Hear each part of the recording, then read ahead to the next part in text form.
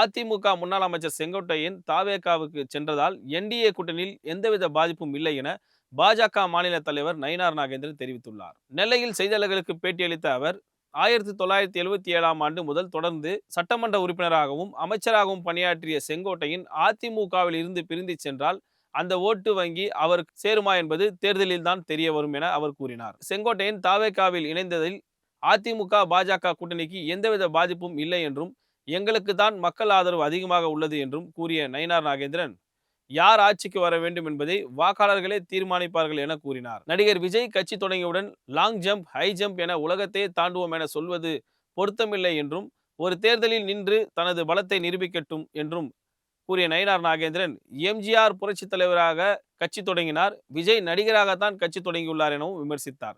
செங்கோட்டையின் பின்னால் பாஜக இருப்பது உண்மையானால் அவர் தமிழக வெற்றி கழகத்திற்கு செல்ல வேண்டிய அவசியம் இல்லை என்றும் நயினார் நாகேந்திரன் கூறினார்.